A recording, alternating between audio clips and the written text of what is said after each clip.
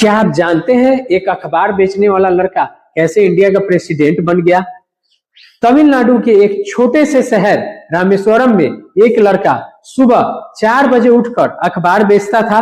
घर में बिजली नहीं थी तो सड़क की लाइट के नीचे बैठकर पढ़ाई की। गरीबी बहुत बड़ी थी लेकिन उनके सपने उससे भी बड़े थे। दुनिया उन्हें मिसाइल मैन कहती है, लेकिन क्या आप जानते हैं कि भारत का सबसे बड़ा वैज्ञानिक कभी पायलट बनना चाहता था और जब वो फेल हुए तो उन्होंने हार नहीं मानी। यहीं से उनकी जिंदगी की शुरुआत हुई। आज हम इस वीडियो में बात कर रहे हैं भारत रत्न सम्मानित भारत के 11वें राष्ट्रपति और एरोस्पेस वैज्ञानिक डॉक्टर एपीजे अब्दुल कलाम के बारे में। इतने महान आदमी के लिए एक लाइक और सब्सक्राइब तो बनता है। दोस्तों, कलाम साहब एयरफोर्स ज्वाइन करना चाहते थे। परीक्षा में उनका नंबर 9 आया था, जबकि वैकेंसी सिर्फ 8 की थी। वो इतना टूट चुके थे, लेकिन तभी उन्हें एहसास हुआ कि किस्मत ने उनके लिए कुछ और ही प्लान किया है। उनका सपना था फाइटर पायलट बनने का, लेकिन वो सिर्फ एक रैंक से पीछे रह गए। लेकिन फिर उन्होंने कहा, अगर मैं प्लेन नहीं उड़ा सकता तो मैं प्लेन बना तो सकता हूँ। वो पायलट तो नहीं बने, पर उन्होंने इंडिया के लिए वो मिसाइलें बनाई जो दुश्मन के होश उड़ा देंगे। SLV-3 से लेकर अग्नि और पृथ्वी तक और 1998 का वो पोखरण न्यूक्लियर टेस्ट, उन्होंने भारत को एक शक्तिशाली देश बनाया। लेकिन इतनी ऊंचाई पर पहुंचकर भी वो हमेशा एक टीचर ही बने रहे। कलाम साहब ने सिखाया कि सपने वो नहीं जो हम नींद में देखते हैं, सपने वो हैं जो हमें सोने नहीं देते। उनकी सादगी की उनकी असली पहचान उनके बचपन का सबसे प्रेरणादायक किस्सा उनके प्राइमरी स्कूल का है, जो दिखाता है कि उन्होंने बचपन से ही भेदभाव के खिलाफ कैसे लड़ना सीखा। कलाम साहब के सबसे पक्के दोस्त का नाम था रामानंद शास्त्री, जो रामेश्वरम मंदिर के मुख्य पुजारी के बेटे थे।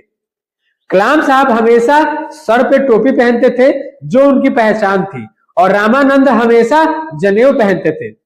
दोनों हमेशा क्लास में साथ बैठते थे। एक दिन क्लास में एक नया टीचर आया।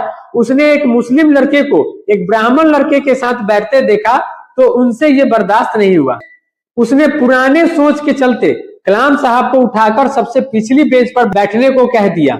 कलाम साहब को बहुत बुरा लगा और उनकी आंखों में आंसू आ गए। उनके दोस्त रामानंदन भी रोने लगे।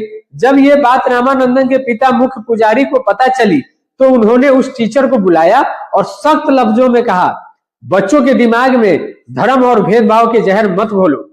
टीचर ने अपनी गलती मानी और माफी मांगी। इससे कि कलाम साहब ने सीखा कि इंसानियत धर्म से ऊपर होती है, और यही सीख उन्होंने पूरी दुनिया को बताई। एपीजे अब्दुल कलाम को मिसाइल मैन ऑफ इंडिया कहा जाता है, क्योंकि उन्होंने भारत के मिसाइल प्रोग्राम और न्यूक्लियर कैपेबिलिटी को एक नई ऊंचाई दी थी। उनके सबसे बड़े योगदान IGMDP integrated guided missile development programme और पोखरण 2 न्यूक्लियर टेस्ट में रहा। डॉक्टर कलाम जी के नेतृत्व में 1983 में IGMDP शुरू हुआ था। इसके अंदर 5 मुख्य मिसाइल बनाई गई थी। पृथ्वी सरफेस टू सरफेस भारत की पहली इंडिजेनियस मतलब स्वदेशी बैलिस्टिक मिसाइल थी। डॉक्टर कलाम जी इस मिशन के चीफ प्रोजेक्ट कोऑर्डिनेटर थे। उन्होंने department of atomic energy and DRDO के बीच एक मजबूत कड़ी का काम किया। मई 1998 राजस्थान का पोखरण डिजर्ट भारत ने 5 न्यूक्लियर बॉम्ब का सफल परीक्षण टेस्ट किया था। उन्होंने इस पूरे मिशन को इतने सिक्रेसी से चलाया, अमेरिकन सैटेलाइट भी इसे पकड़ नहीं पाई। वो आर्मी के यूनिफॉर्म पहनकर मेजर पृथ्वी के नाम से वहां घूमते थे ताकि किसी को शक ना हो। नतीजा ये आया कि इस टेस्ट के बाद भारत एक न्यूक्लियर वेपन स्टेट बन गया। डॉक्टर कलाम जी ने भारत का पहला सैटेलाइट SLV-3 बनाया था, जिसने रोहिणी सैटेलाइट को स्पेस में भेजा।